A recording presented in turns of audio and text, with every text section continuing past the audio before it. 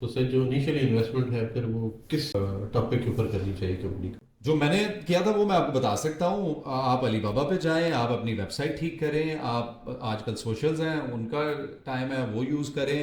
अपनी प्रोडक्ट की जो डिजिटल फोटोग्राफी है और वीडियोग्राफी है वो अच्छी करवाएं। स्टार्ट में इन चीज़ों पे इन्वेस्ट करें। जब आप एक सर्टन थ्रेशोल्ड अपने टर्नओवर का अचीव कर लेते हैं then you should go for the exhibition is. Sir exporters का एक बहुत बड़ा इशू है शिपिंग के एक्सपेंसेस का। तो कोई ऐसे आपके नज़दीक ऐसे हैक्स हैं कि किस तरीके से जो है जो शिपिंग एक्सपेंस है उसको कंट्रोल किया जा सके? ये भी एक डिबेट है सिटी में इस वक्त कि जी आपके जो ट्रांसपोर्टेशन है गुड्स की उसका एक मसला है। उसमें कुछ इंटरनेशनल क्राइसिस हैं। जैसे हूथीज़ ने कभी कोई मिसाइल चला दिया तो आपके जो शिप्स हैं वो रुक जाते हैं रेड सी में। उसके बाद कहीं पे कोई वॉर शुरू हो गई तो उसकी वजह से फ़्लाइट्स डिस्टर्ब हैं। ये सारे प्रॉब्लम्स आ रहे हैं। जो मेन प्रॉब्लम पाकिस्तान का है ना वो ये है कि हमारे यहाँ ऑलरेडी जो एयर ट्रैफिक है वो बहुत कम है। ठीक है। हमारी अपनी एयरलाइन को यूरोप का एक्सेस नहीं है। जो मिडल ईस्टर्न एयरलाइंस यहाँ पे आ रही हैं उनके पास लिमिटेड अवेलेबिलिटी है और उसके साथ साथ फिर उनका कंपटीशन नहीं है क्योंकि यूरोपियन एयरलाइन यहाँ पे कोई नहीं आती। सही। तो वो फिर अपनी मनमर्जी के रेट चार्ज करते हैं। तो एक्चुअल प्रॉब्लम हमारा जो है ना वो कनेक्टिविटी का है।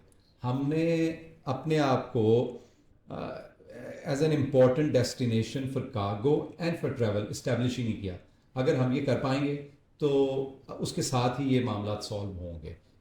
उसके अलावा बस इसी तरह करेंगे। जो कोई बकेट बना के भेज रहा है तो कोई किसी तरीके से कर रहा है तो वो उसमें स्कैम भी हो रहे हैं लोगों के साथ। बिल्कुल बिल्कुल सही कह रहे उसमें लोगों को मज़ीद प्रॉब्लम्स आ रही हैं और फिर आप प्रॉपर तरीके से